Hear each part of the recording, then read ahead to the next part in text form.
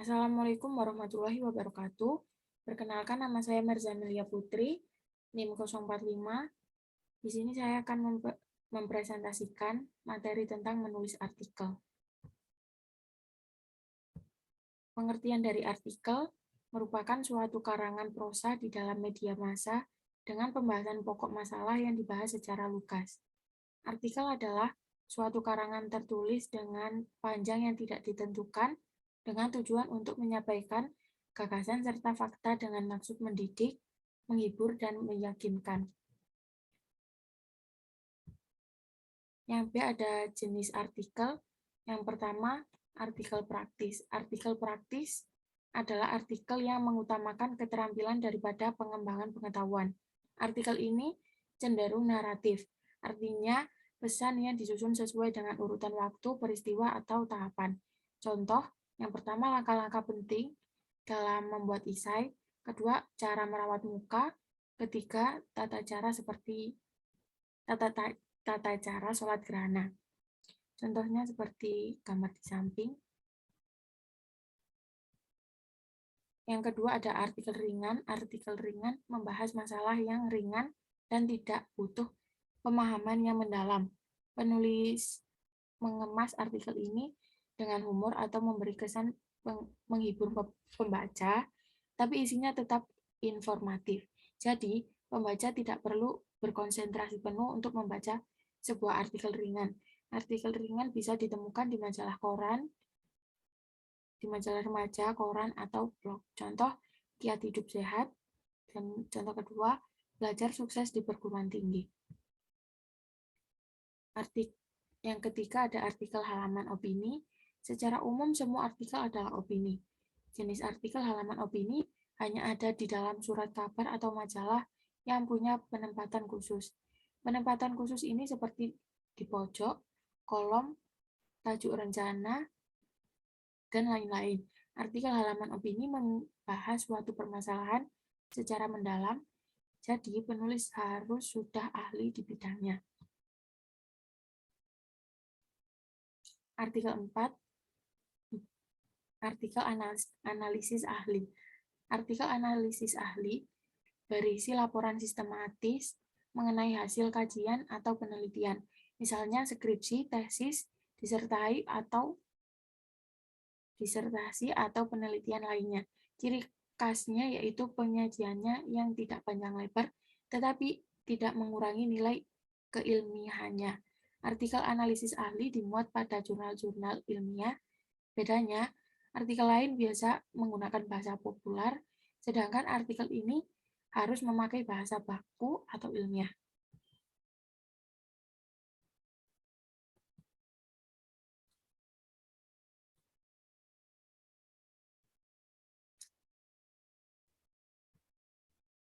Yang C ada karakteristik artikel.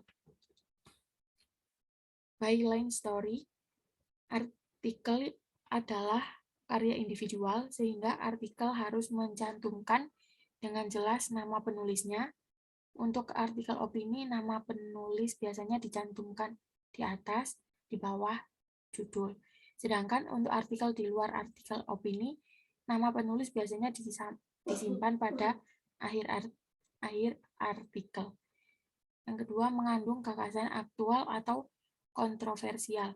Artikel atau apapun yang ditulis hendaknya mengandung gagasan aktual, kontroversial, atau kedua-duanya. Gagasan aktual berarti gagasan yang bersifat baru, belum banyak ditulis atau diketahui atau dibicarakan orang, suatu yang di luar kelaziman.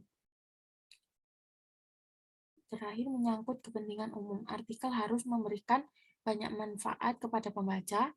Oleh karena itu, seorang penulis artikel tidak boleh asik sendiri. Ia harus menyampaikan dengan kebutuhan mayoritas masyarakat. Next, ada referensial. Artikel merupakan karya non-fiksi yang merupakan hasil proses kreatif intelektual seseorang. Sehingga artikel apapun yang ditulis haruslah didukung oleh seperangkat referensi berupa bacaan, pengetahuan, dan teori yang relevan. Selanjutnya, tunduk pada kaidah bahasa jurnalistik. Artikel, konsumsi surat kabar atau majalah harus tunduk kepada bahasa jurnalistik.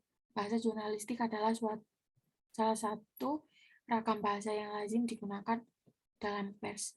Ciri utama bahasa jurnalistik adalah sederhana, jelas, lugas, singkat, menarik, mudah dimengerti, dan komunikatif. Selanjutnya, singkat dan tuntas. Singkat secara filosofis berarti tidak bertele-tele, langsung pada pokok masalah. Sedangkan secara teknis, singkat berarti tulisan disesuaikan dengan ruang atau kolom yang disediakan surat kabar bersangkutan. Tuntas adalah tidak bersambung ke edisi berikutnya, artikel yang dimuat dalam surat kabar baiknya selesai dalam satu edisi. Selanjutnya, original, artikel yang kita tulis merupakan karya sendiri, asli, bukan menjiplak atau bacakan, atau plagiat. Next, ada tahap penulisan artikel. Yang pertama, mencari ide. Ide harus relevan, aktual, dan terjangkau. Kedua, menentukan topik. Permasalahan yang akan dibahas, topik yang baik harus sesuai dengan latar belakang penulis, menarik aktual, fenomenal, dan ada referensi. Yang ketiga, merumuskan tesis. Pendapat utama dari seluruh isi karangan, mengemukakan faktor penyebabnya. Yang keempat, menetapkan judul. Identitas karangan, judul harus provokatif, relevan, singkat, berupa kata, frasa, klausa, kalimat tanya, dan lain-lain. Kelima, membuat outline. Kerangka karangan berguna mengatur sistematika karangan agar tulisan tidak tumpang tindih. Yang terakhir, mencari referensi. Sumber bacaan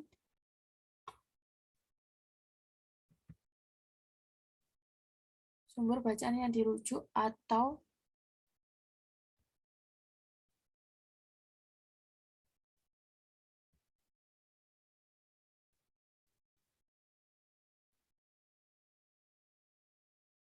yang keenam, mencari referensi, buku referensi, jurnal, majalah anak atau koran, hasil riset.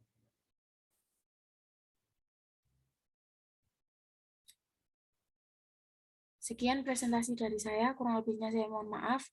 Saya akhiri, wassalamualaikum warahmatullahi wabarakatuh.